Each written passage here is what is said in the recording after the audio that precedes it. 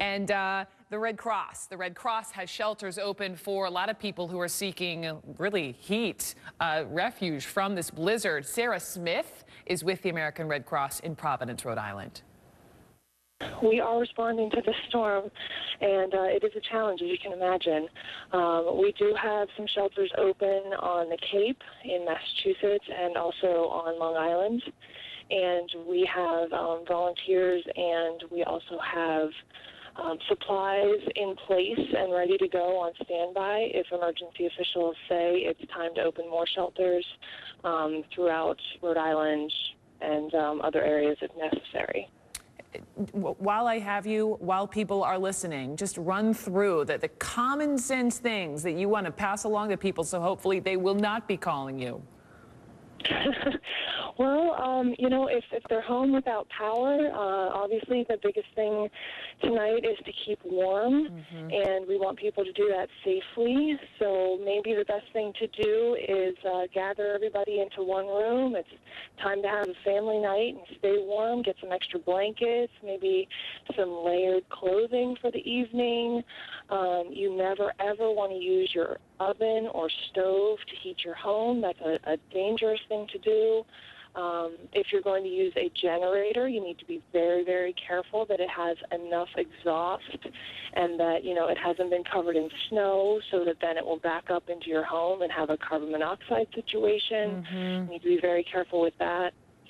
Also, if you have no power, you don't want to use candles.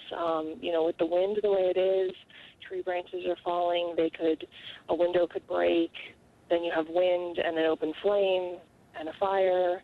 And that's a much more dangerous situation. So we definitely suggest flashlights, or maybe your kids have toys that light up, you know, something fun even. It's great advice. Battery powered. It's great advice, Sara. Let me ask you, as you talk about these shelters that are open, obviously they're for folks who may not have power or wouldn't have heat. I can't help but also think about people who are homeless, who are out, who do not have anywhere to go, do not have shelter to seek. How are you handling that? Well, I mean, the emergency shelters that are open, you know, like I said, on the Cape and in Long Island, you know, they'll take anybody that needs a place to stay. A lot of the cities in our region and across the affected area had, you know, been out there, I'm sure, even over the past few months because of the cold, with a different kind of outreach to the homeless as far as places that they can go. Sara Smith with the American Red Cross talking to me in the wee hours here in Providence, Rhode Island. It does bring up the idea that there are a lot of things we need to do to stay safe after the fact, even after all the snow has fallen. Again, really need to be safe as far as not bringing grills inside of a garage, that sort of thing, as far as using generators, a number of separate tips. And I actually want to get you some ideas right now from someone who's actually been through some of these big storms in the past. Joining us now live from the Red Cross in Rhode Island is Sara Smith. Sara, thanks so much for checking in with us. And I'm actually kind of citing some of your past experience because we're told that actually you had lived through the blizzard of '78. Well, yeah, I did. I lived through it. Yeah, and that's some very, very good advice. If you're going to warm up in your car, you need to crack that window a little bit, keep the air flowing.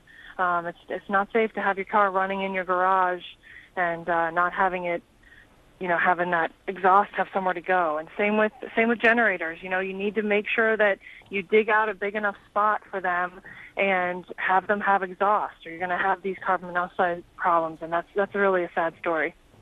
And Sara, I wanted to get an idea from you. I know we're talking about a large number of people, still just over 170,000 households without power in the state of Rhode Island. What is the Red Cross doing right now? I did see that there were some shelters open. Yeah, the Red Cross in Rhode Island is very, very busy ramping up our response. We have now opened 7 shelters, and we have more than 150 people that have come to our shelters already.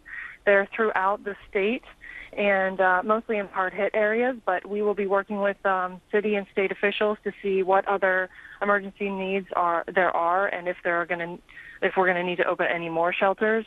The best thing that people can do is go to redcross.org, and right on there is a place to find a shelter near you. It's a map or they can download our hurricane app, the Red Cross Hurricane app.